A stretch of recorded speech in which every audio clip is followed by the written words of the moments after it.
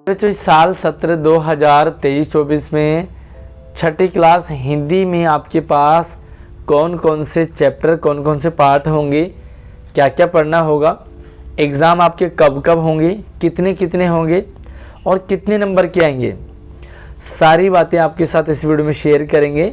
Syllabus के साथ में एग्ज़ाम का पैटर्न क्या रहेगा, पूरी वीडियो को ध्यान से एंड तक देखें। और आगे बढ़ने से पहले अभी वीडियो को लाइक करके शेयरिंग कर दो अपने सभी दोस्तों को।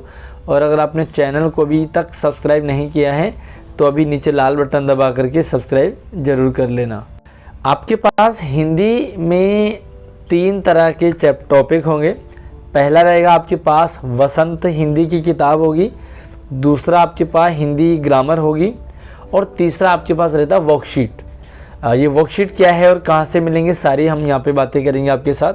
सबसे पहले हम नोट कर लीजिए कि आपके पास जो पहला पेपर होगा मिड टर्म एग्ज़ाम, जो कि सितंबर अक्टूबर में होगा, तो उसमें कौन कौन से चैप्टर आपके पास आएंगे।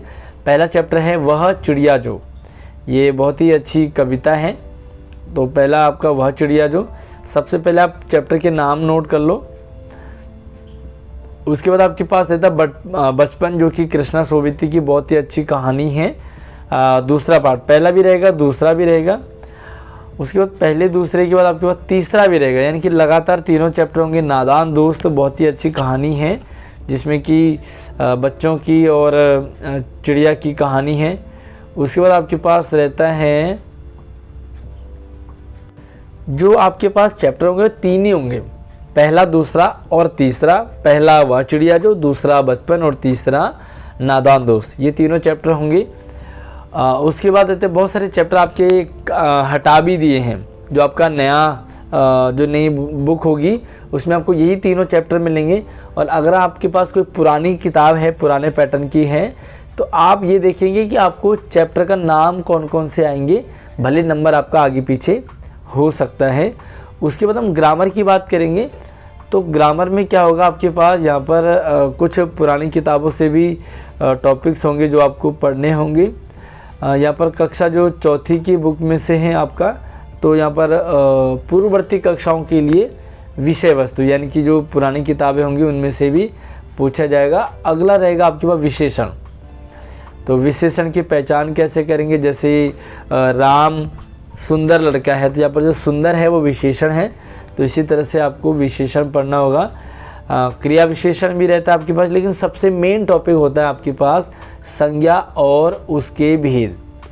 ठीक है, संज्ञा कितने प्रकार के होते हैं मुझे आप कमेंट सेक्शन में ज़रूर बताइए। आगे देखते हैं, तो ये आपके पास सर्वनाम की पहचान होगी। ज़्यादा टफ नहीं रहेगा, मुश्किल नहीं रहेगा। सर्वनाम की सिर्फ पहचान करनी है। जैसे वह खाना खाता है, तो यह इसमें कौन सा सर्वनाम है, तो इसमें सर्वनाम है वह, तो आपको सिर्फ इतना ही छांटना है, ज़्यादा नहीं रहेगा। उसके बाद आपके पास रहेगा सर्वनाम में पुरुषवाचक सर्वनाम, इसका प्रयोग करना है।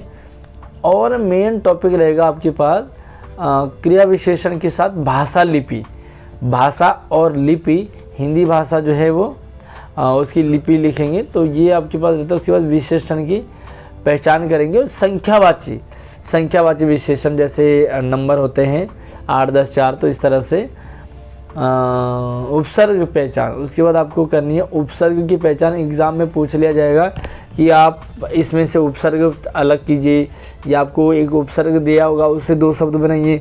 फॉर एग्जाम्पल लीला आपको अ उपसर्ग दे दिया, तो आप लिख सकते हैं अमर, अजर, ठीक है, अमृत। तो इस तरह से आपको उपसर्ग की पहचान करनी है। और एक रहता है आपके पास पठित एवं अपठित गद्यांश और काव्यांश, यानी कि एक आपकी सिलेबस बसंत से कोई कविता या कोई गद्य आएगा जो कि आपको पढ़ना है, उसके आंसर देने हैं। और या तो आपके पास आउट ऑफ सिलेबस आ सकता है, यानी कि 7वीं की बुक से आ सकता है, 8वीं की आ सकता है, 5वीं की आ सकता है। तो जो आपने पढ़ा नहीं है उससे रिलेटेड आपको होंगे। ओके, आपके पास जो बसंत हो गई है, फिर ग्रामर हो गई है। अब हम देखते हैं कि वर्कशीट आपको कौन कौन से करनी है। तो ये वर्कशीट कहाँ से मिलेगी मैं आपको बताऊंगा। सबसे पहले आपको जो है वर्कशीट नंबर 11 से 13, यानी कि 11, 12, 13 आपको वह चिड़िया से रिलेटेड ये मिलेगी। उसके बाद अगला जो है अनुच्छेद लेखन होगा, निबंध लेखन, मतलब छोटा सा टॉपिक होगा उसमें, जैसे होली पे निबंध लिखो, मेरा विद्यालय पे निबंध लिखो, ठीक है, इस तरह से आपको आएंगे। उसके बाद जो चित्र वर्णन भी आएगा, समास, संवाद, है ना, तो ये थोड़ा सा छठी क्लास के लिए मुश्किल रहता है, लेकिन आपके पास ये भी आएगा। उसके बाद जो आपके अनुच्छेद लेखन है, और बचपन में किसी नादानी पर लघु कथा, छोटी सी कहानी लिखेंगे। बचपन में आपने नादानी की होगी, बहुत सारी शरारत की होंगी, तो मुझे कमेंट सेक्शन में आप ज़रूर बताइए कि आपने बचपन में कौन कौन से अजीबोगरीब उल्टे सीधे काम किए जिसके कारण आपको डांट पड़ी होगी। तो इस तरह से आप लिखेंगे। और अगला रहेगा कार्यपत्र, वर्कशीट नंबर 20 से लेकर के 29 तक आपको सारे वर्कशीट का प्रैक्टिस करनी है।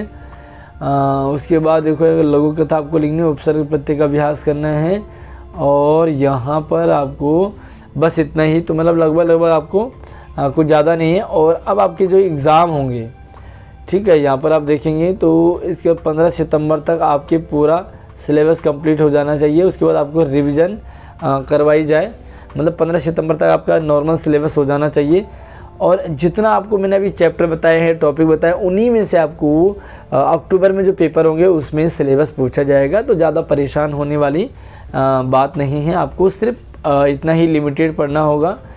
उसके बाद हम बात करेंगे बाद में। तो बाद में भाई कितने कौन कौन से चैप्टर होंगे पेपर के बाद, मिड टर्म पेपर होंगे, उसके बाद आपको 7वां पार्ट, मतलब पहला दूसरा तीसरा है, उसके चौथा गायब, 5वां गायब, छठा गायब, और चैप्टर कविता है यहाँ पर, ये है साथ ही हाथ बढ़ाना, है ना, एक अकेला थक जाए तो मिलकर बोझ उठाना, इस तरह से एक कविता है।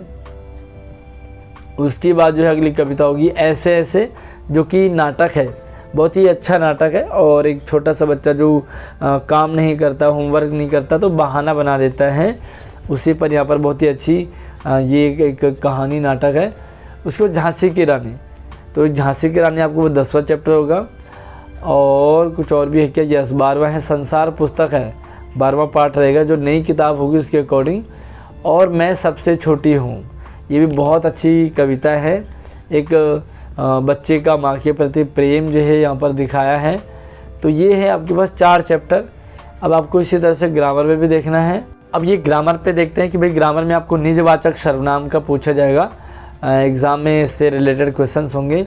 उसको देखो पर्यायवाची और समानार्थी, यानी कि एक ही शब्द के बहुत सारे अर्थ होते हैं, उनकी पहचान। लिंग, अब आप जो लिंग, वचन, कारक, मुहावरे, ये सारे के सारे आपको आने यहाँ पे पढ़ने होंगे। जैसे लिंग पढ़ लिया, फिर वचन पढ़ लिए, मुहावरे पढ़ लिए, लोकोक्तियाँ पढ़ ली, तो ये सारी चीज़ें आपको ग्रामर में पढ़ना होगा। विद्यार्थियों की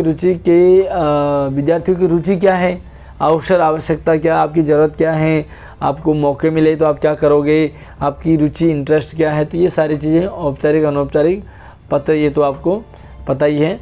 और इस तरह से एक नया आपके पास टॉपिक रहेगा तत्सम और तद्भव। तत्सम मतलब संस्कृत की तरह होंगे, और तद्भव जो होते हैं वो हिंदी से रिलेटेड होते हैं। तो इस तरह से आप तत्सम और तद्भव यहाँ पर करेंगे। और संबंध कारक, तो कारक कर्ता ने कर्म को कारण से संप्रदान के लिए अपादान से संबंध काके की, तो संबंध वाले कारक चिन्ह को आपको पढ़ना है, समझना है। उसके बाद कक्षा 4 का यहाँ पर 4th क्लास में आपने उपसर्ग और प्रत्यय पढ़े होंगे। अगर आपके पास 4th क्लास की किताब है तो आप यहाँ से समझ सकते हैं। योजक चिन्ह आएंगे आपके पास। योजक चिन्ह यानी कि 2 अक्षरों को जोड़ने के लिए जो बीच में डैश टाइप का होता है उसे योजक चिन्ह कहते हैं। पठित और अपठित गद्यांश और काव्यांश का अभ्यास आपको कराना होगा। उसके बाद देखो मतलब ये सारी चीज़ें आपको पता ही है कि भाई विद्यार्थियों की रुचि के अनुसार आपको पत्र वगैरह लिखना होगा। नोट करते जाइए। ग्रामर का आपने कर लिया है, किताब क्षितिज बसंत का कर लिया है। अब आपको देखो वर्कशीट कौन कौन सी आएंगी, तो वर्कशीट आएंगी 35 से लेकर के 38 तक, ठीक है। तो ये वर्कशीट आपके एग्ज़ाम में पूछी जाएगी। मुहावरों का प्रयोग करेंगे आप। उसके बाद देखो आपके पास रहेगा वर्कशीट नंबर कौन सा है, ये 39 से 46 तक, ये भी आपके पास वर्कशीट रहेगी 39 से 46। तो ये वाले आपको वर्कशीट करनी होगी। विद्यालय न जाने के बहाने विषय को लेकर के विद्यार्थी अपने अनुभव साझा करेंगे। तो आपने लिखना है कि भाई कभी आपने बहाने बनाए होंगे, तो उसमें जो है विद्यालय ना जाने की हानि और विद्यालय ना जाने से कौन कौन से बहाने विषय जो यहाँ पर तो आपको अनुच्छेद लिखना होगा। उसके बाद आपको लगता है इतने ही आपके पास रहेगा। औपचारिक अनौपचारिक पत्र आपको ये तो करना ही करना होता है। थोड़ा सा इसका एक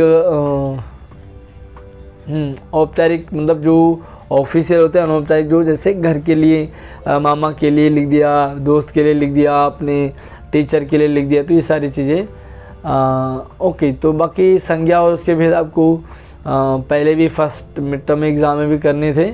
और इस तरह से आपको जो है पूरा सिलेबस रहेगा इस साल का।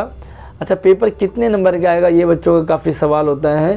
तो पेपर जो है वो 60 नंबर का मिड टर्म में और 60 नंबर का आपको बाद वाले एग्ज़ाम में, फाइनल एग्ज़ाम में पूछा जाएगा। उसके बाद जो है आपको 31 जनवरी तक सारा सिलेबस कंप्लीट हो जाना चाहिए। 31 जनवरी उसके बाद आपको रिवीजन करने के बाद एग्ज़ाम वगैरह होने लग जाते हैं। वार्षिक परीक्षा में घटाए गए पाठ अथवा पाठ के अंशों को छोड़कर के समस्त पाठ्यक्रम से प्रश्न पूछे जाएंगे। जो फाइनल एग्ज़ाम होगा उसमें पूरी किताब से पूछे जाएंगे। बसंत की पहले पार्ट से भी हो सकती है, दूसरे से भी हो सकती है, तो किसी से भी आपको पूछा जाएगा। ग्रामर में आपको टोटली ग्रामर पूछी जाएगी। तो आपको जो है अपने पूरे मार्क्स लाने हैं और अच्छी अपनी तैयारी करनी है। बाकी अगली अपडेट के साथ अगली वीडियो में मिलते हैं। तब तक अपना ख्याल रखिए, चैनल को सब्सक्राइब जरूर कर लीजिए। जय हिंद।